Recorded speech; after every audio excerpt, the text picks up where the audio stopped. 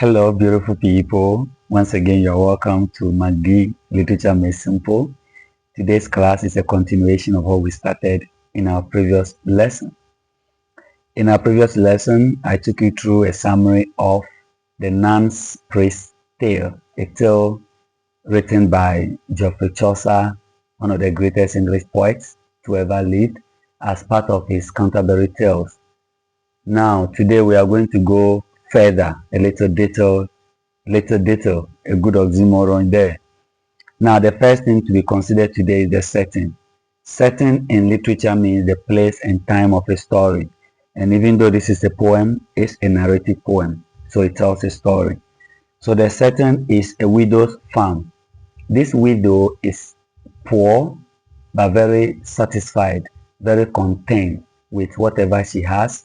And she lives in a small village, or you can call it a homestead or a countryside.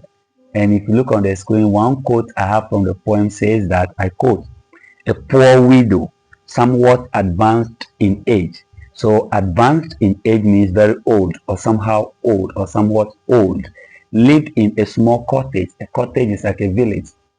So she's old, not rich, she's poor, and not married. She's a widow, husband dead, and lives in a small village, but very content whatever that she has. So that's the setting. Now let's look at an introduction.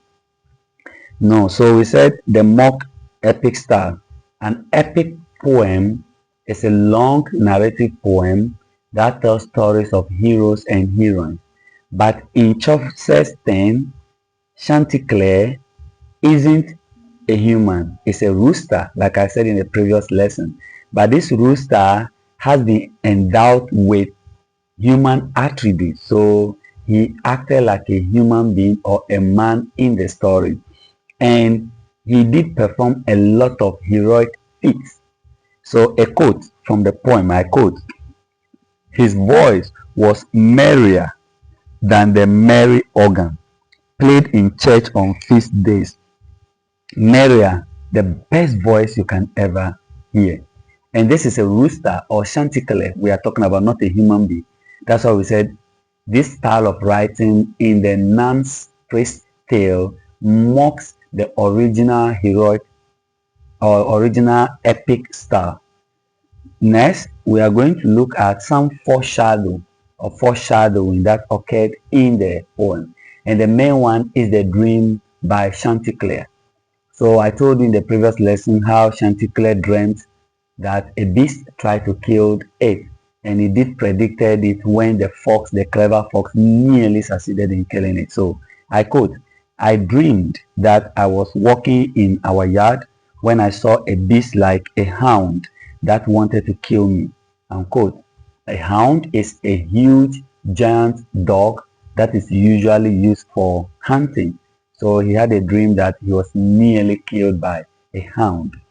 And that foreshadows it, because finally, or somewhere in the story, he nearly got killed by a clever fox. Then let's look at the dream debate. Petolate is the wife of Chanticleer.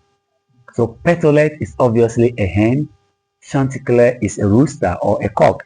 Now, when Chanticleer dreamt of the beast or the huge hound that tried to kill it or him, he discussed with Petolate, his favorite wife. Now, Petolate mocked him, and a debate, an intelligent exchange or argument ensued between the two of them. And these are all ways of mocking the epic style, because these are chickens that are engaged in argument. So listen to Petolate's mocking. "Shame on you. Are you afraid of dreams?" So to her, dreams are just ordinary things. They do not possess any power. And maybe Chanticleer had that dream because he had a lot to eat, or because he was ill. So she downplayed the relevance or the importance of the dream that Chanticleer had. But Chanticleer also quickly defended the dream by saying that many people, I quote, sorry, "many people have been warned of danger through dreams. So this is the debate. While the wife is downplaying the importance or relevance of a dream, the husband is promoting or defending the relevance of dream. And that is a good debate. I love that. Now, for today's lesson, one of the final things that I want to talk to you about is pride and vanity. If you still remember the summary I gave you in our first lesson, then you will remember that Chanticleer was nearly killed by the clever fox because of his pride and vanity. So he says, this is a flatter from the fox.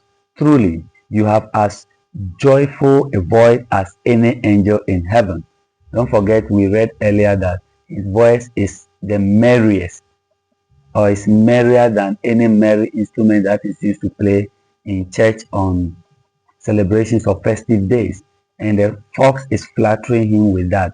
And it got into his head, so he closed his eyes to start singing, and the fox pounced on him and nearly succeeded in killing him. So too much pride can actually lead to your downfall if care isn't taken. We'll end it here today.